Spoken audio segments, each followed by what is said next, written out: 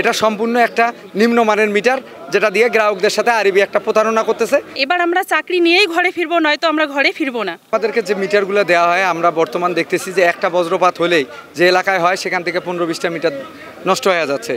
Plus ভুতুরি কিছু বিল আসতেছে গ্রাহকের কাছে, হঠাৎ করে তাদের বিল দেখা যাচ্ছে 10-15-20 হাজার উঠে যাচ্ছে, যেটার জন্য সাফার হচ্ছে আমাদের যারা মিটার রিডার আছে, যারা লাইনম্যান আছে। এটা সম্পূর্ণ একটা নিম্নমানের মিটার, যেটা দিয়ে গ্রাহকদের সাথে আরবি একটা প্রতারণা করতেছে, সমিতির ঘাড়ে চাপাই দেওয়া হচ্ছে এবং সমিতি সেটাই নিয়ে ব্যবহার করতে বাধ্য হচ্ছে। এটা সম্পূর্ণ নিম্নমানের। শুধু এটাই নয়, আমাদেরকে যে সকল পণ্য দেওয়া হয়, lightning arrester, cut out, transformer, এমনকি কন্ডাক্টর তার পর্যন্ত, যেগুলো সবগুলাই নিম্নমানের, অযথা সিরা পড়ে এবং গ্রাহক বিদ্যুৎ ড্রপ হয়, যেখানে গ্রাহকের বিদ্যুৎ পাইতে সমস্যা হয়।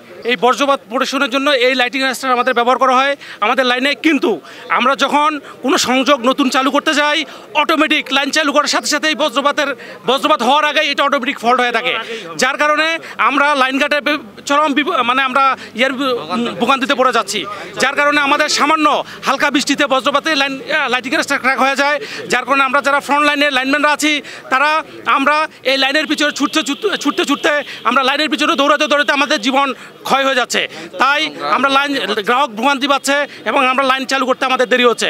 কিন্তু আমাদের বিআরবি যারা কর্তারা আছেন এসিসিআরে বসে, তারা প্রতিনিয়ত নিম্ন কোয়ালিটির মালামাল কিনবে, কিন্তু তারা আমাদেরকে প্রতিনিয়ত বিদ্যুৎ চালু করার জন্য আমাদেরকে হুঙ্কার দিয়ে যায়।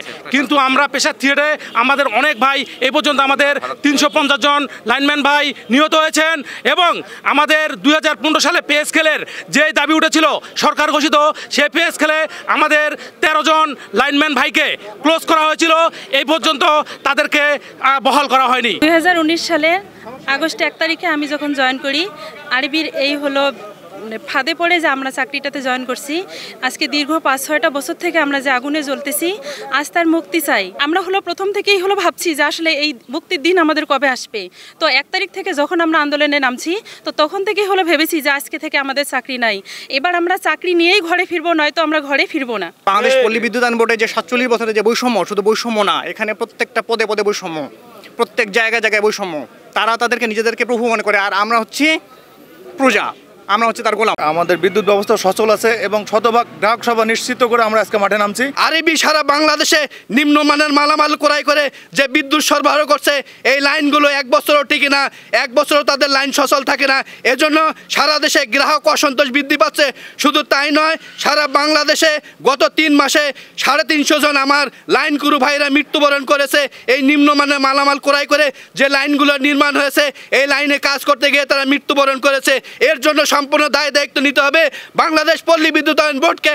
আমি মাননীয় প্রধানমন্ত্রীকে অনুরোধ করব, যেহেতু আপনি এই মন্ত্রণালয়ের মন্ত্রী, এখানে অনেক মুক্তিযোদ্ধার পরিবারের সন্তান আছে, আওয়ামী লীগ পরিবারের সন্তান আছে, সরকারের অনেকেই শুভাকাঙ্ক্ষী রয়েছে।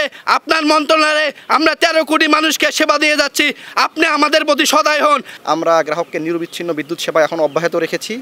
আর আমাদের যদি দাবি দেওয়া মেনে নেওয়া না হয়, আমাদের একই সার্ভিস কোডের যে দাবি, এ দাবি না মেনে নেওয়া হলে আমরা আগামী সপ্তাহ থেকে আরও কঠোর থেকে কঠোরতম আন্দোলনে যাব।